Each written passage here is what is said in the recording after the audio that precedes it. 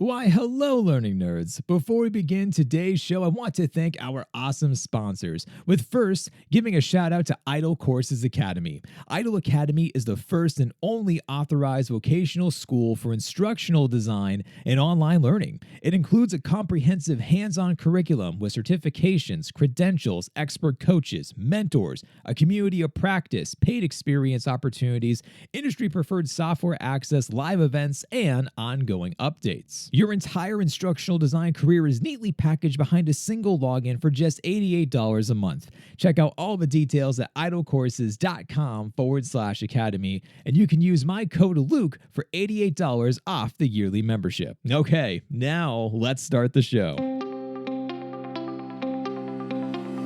Hello, learning nerds, and welcome on in to the nerdiest podcast you're going to hear today. I'm your host. My name is Dr. Luke Hobson. I'm a senior instructional designer, program manager, author, blogger, podcaster, and instructor. My purpose is to be able to help you to learn more about instructional design and helping you to learn more about how to design meaningful learning experiences. And you can find all of my information over at drlukehobson.com. Before we talk more today about AI and accessibility, I have a question for you. Do you want to learn about instructional design with me? If you do, the next cohort for Instructional Design Institute is happening rather soon, starting on Monday, December 11th. If you haven't heard about this yet so far, this is a 7-week-long learning experience where I bring together learning nerds from all different types of sectors and backgrounds and educations, and really we put us all together to go through this entire program from start to finish as a cohort. You're going to be having hands-on learning experiences. You're actually going to be designing a learning experience of your own and building this inside of our new LMS, which we will be using Brightspace, that is created by D2L. If you haven't seen it yet so far, go to LinkedIn or go down into the show notes and you can take a little snippet about what the current and new Instructional Design Institute looks like. It's looking awesome. So if you want to be able to experience this for yourself, in order for you to create a type of a portfolio piece, put everything together, this is all going to be happening soon. So go down below inside of the show notes, apply today. You'll be hearing from me and I'll walk you through with the next steps. So today, folks, I want to chat with you a bit about UDL, AI, and accessibility. So here is the thing that I have been thinking about a little bit more over the last couple of months or so, since everything came bursting onto the scenes with ChatGPT, Google Bard, and everything else, is thinking more about AI for the greater good. And one thing that I have been thinking about in particular is something that people aren't talking about as much, which is kind of odd to me, which is thinking about the Universal Design for Learning framework and thinking about essentially designing learning experiences for all. Can we use AI to help us with this endeavor? And as you can probably guess from listening to this episode, yes, we can. Now, when you think about UDL, and maybe you haven't been introduced to UDL as much, but essentially the framework about UDL is how do you design a learning experience for all people, all backgrounds, all walks of life, and making sure that everyone essentially has a meaningful type of a learning experience. And I've been very fortunate. I've known some incredible people within the UDL space, some of which have been on this very podcast. Dr. Katie Novak and Tom Thibodeau are the two who really come to mind. And I was talking with Tom one day, and he's like, Luke, I have a new way of explaining about UDL. I was like, all right, Tom, let's hear it. And he says, well, imagine, Luke, that you are hosting a dinner party. 15 guests are going to be coming to your house soon. What are you going to serve them? Thought about it for a second, thinking about a quantity type of portion, a lot of food. And I'm like, all right, I got some ideas. And he's like, well, you don't know the full story yet. You see, every one of these dinner guests are coming with different types of allergens, lifestyles, and food preferences. You're going to have some people who are gluten-free, some who are lactose intolerant, some who are paleo, some are keto, and everything else like that. So, what would you serve them? And I'm looking at Tom, and I'm like, I don't know, Tom. What am I going to serve them? And he's like, well, the best answer is a buffet. Allow your dinner guests to pick and choose what they want to be able to eat. And in turn, we can do this with our students. Allow them to pick and choose how they want to be able to learn, and that is how we can best serve them. I was like, Tom, brilliant. I am stealing that, and I'm going to be sharing that with everybody because this is something that we should be doing as educators, trainers, instructional designers. We should be thinking about this as far as for really, how do we help all students? How are we really going to serve our target audience in the very best possible way? So what does this look like inside of the real world? Let me give you an example. Some of you have actually taken this course before that we had over on EduFlow Academy that was all about the principles and the basics of instructional design. When you went inside of this course, people were coming from all different backgrounds, all different sectors. And as you entered into the course, you selected what type of learning path that you wanted to go down. And by learning path, these were separated by different forms of sectors. So you could choose between corporate America, higher education, K through 12, government, nonprofit, and depending upon what track that you selected, it would customize the content and the discussions based around the sector. So a discussion that was going to be talking about it from a corporate America lens around a problem or working with SMEs or whatever it's going to be is going to be different compared to K through 12 or for a government agency. And at the end of the day, no matter what track that you selected, you had the opportunity, as far as you being able to move in between tracks. You were not stuck inside of there because, of course, things happen. Your goals could change. Maybe you actually changed your job during this time frame, so one area is now more relevant for you compared to another. Whatever the case, wanted to make sure that there was flexibility and freedom built inside of this, but at the end of the day, everything still aligned to the same types of goals and outcomes and objectives that we created. This essentially, in a nutshell, folks, that is UDL, is that we were able to customize the different forms of content and activities and assessments based around the needs of where you were coming from and making sure that we would meet those needs. Now, as you can probably imagine, that took a lot of time. Special shout out to my friends, William Cranier and Tara Vanderloot, for being able to put everything together. And really hats off to them. They were absolutely the superstars behind EduFlow Academy and really this course in particular. But this took quite a bit of human power to really create. Now, luckily for all of us, we are living in the day and age of 2023, soon to be 2024. And hey, there's this little thing called AI that we could probably get a helping hand from. So how does this work? If we're thinking about UDL and AI, where does this really all come together? Well, let me give you a use case in the real world of where this is happening right now pertaining to AI, accessibility, UDL, everything of a sort. If you haven't yet heard of this organization before, I would highly encourage you to look them up. They are called Be My Eyes. The way that Be My Eyes works, think about it like a person with a visual impairment would be using this app, which essentially kind of looks and feels like FaceTime. And if they wanted to be able to either get some direction or clarity or to be able to help them out with day-to-day tasks, they could essentially use this app to FaceTime another person who volunteered for Be My Eyes, and they would be able to help out the person on the other side of a screen. So imagine a person who is fully blind going inside of their refrigerator and they can't read the expiration date on their yogurt, their milk, eggs, anything of the sort. They can use this app in order to hold their phone into the fridge, and they can ask the other person on the other side, hey, can you tell me what's the expiration date on this Greek yogurt? And they could say what the date is going to be. Now, is this helpful on its own? 100%.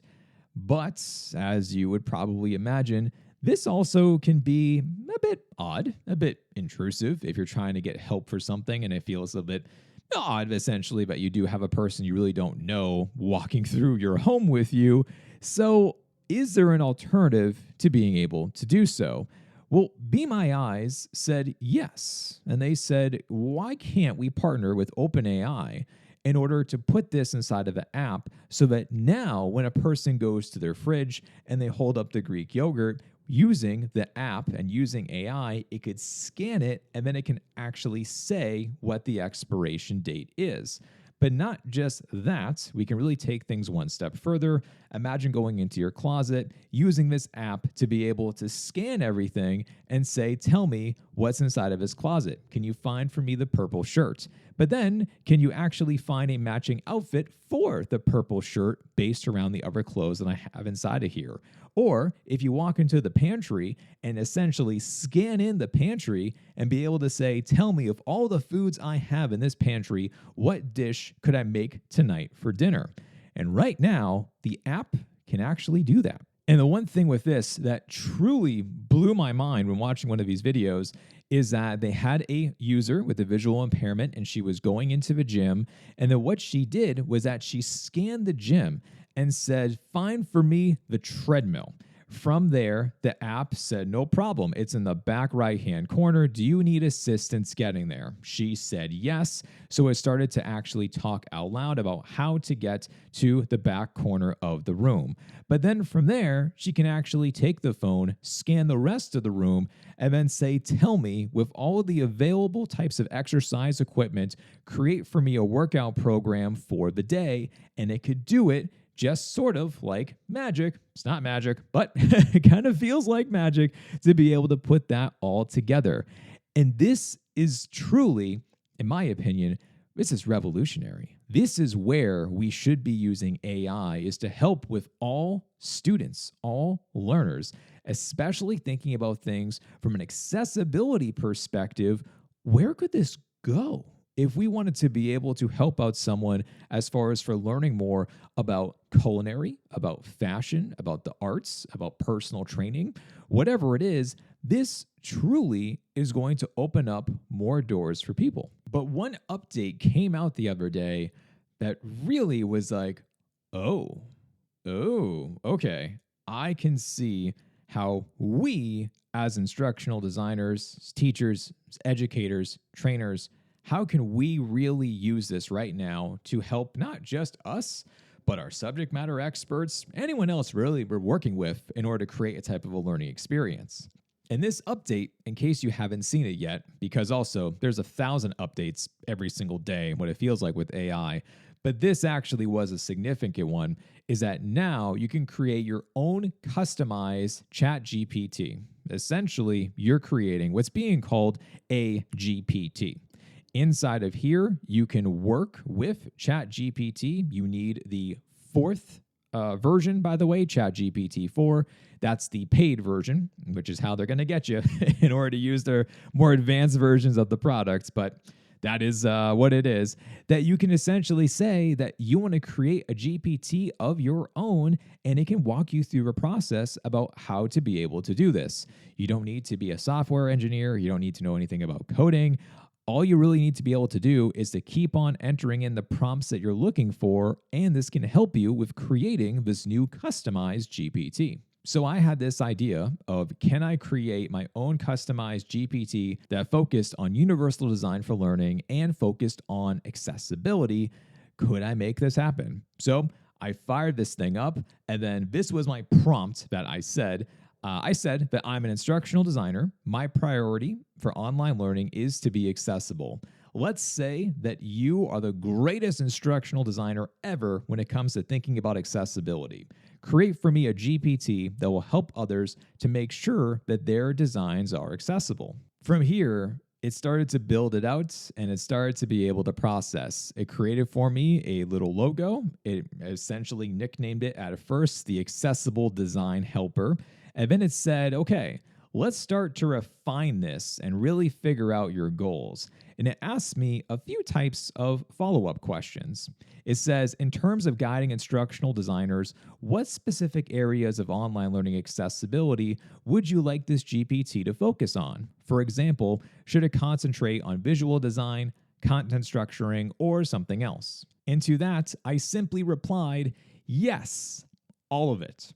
And all of a sudden, it gave me a preview that essentially has this little logo and it says expert in designing accessible online learning materials. And it has a couple of different types of examples that people can ask it about with questions and it would appear. So essentially, some of the questions are, how can I make my course more accessible? Help me review my design for accessibility, suggest accessible design practices, and what are key accessibility features. So I started to be able to enter in a few more things, and eventually I gave it its own nickname that's called Your UDL Pal, and it has a couple of different types of more UDL perspectives and spins to it in order to help out other people as far as for being able to use it.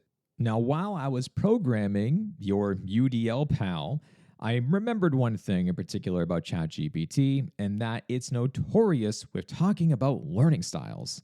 Learning styles have been debunked for years. There's no credibility to them. There is no significant amount of research that backs them in any way, shape, or form. They simply don't exist. They are not credible. So I tested this out to be able to say, tell me about learning styles. Sure enough, it went into a whole thing about them. And I was like, all right, let me stop you right there. Learning styles are not real. If someone asks about learning styles, I want you to tell them that indeed they are not credible and to gently guide them towards seeing the light. Sure enough, it learned, and I was able to share a bit more about the next time that I said, tell me about learning styles. It did what I asked it to be able to do, and it mentioned more about the idea of learning preferences and trying to be able to guide people down towards the correct path. I had to clean up a few more details, but then all of a sudden, it was ready and good to go. And I shared it on LinkedIn the other day, and I'll put a inside of a show notes. I'll make sure to link to this because right now you can use this and be able to go through it with this all yourself. Now, did this take me a huge amount of time? No, not at all. At most, I spent 20 minutes on this thing. So if I wanted to spend even more time to really make this as amazing as humanly possible, I certainly could. But as far as for just being able to try to experiment with it, to use it, to have other people use it, this is kind of like my MVP of testing this out to see how this will work. But once again, let's think about this for a second. We now have an AI accessibility buddy who can actually review what we are creating in order to give us better tips. It can provide better suggestions based around what we currently have and where we want to be able to go. It can create for you a checklist as far as for saying, give me the top 10 ways to make my designs more accessible or anything else of the sort. You now have this type of an accessibility companion that you never had before. And instead, it could be taking a significant amount of time doing this research, trying to figure out everything out and thinking more about your designs. Now, the one angle that I really wanted to be able to hear from a little bit more about to see what would happen is that there is certainly talks and conversations that I have had with other people, and they mentioned about their hurdles and their challenges when thinking about UDL. And some of those challenges are usually something along the lines of, A, this is hard to do, which, don't get me wrong, when thinking about trying to design a learning experience for everyone, it does take a significant amount of mental brain power to really put this all together. A lot of pilot programs, a lot of testing, a lot of collecting feedback, and really just trying to get as creative as you possibly can to do this from all perspectives. Not only is this hard and that it can take time, it also can be costly. Is it worth it in the long run? 1000%. But for someone who is trying to be able to learn how to do this at the very beginning, I can see why this would be a significant hurdle if there was a type of a financial implication going into this entire mix as well. So with all of that said, I was thinking about this and I was like, there's a few different types of concerns that I've heard about over the years.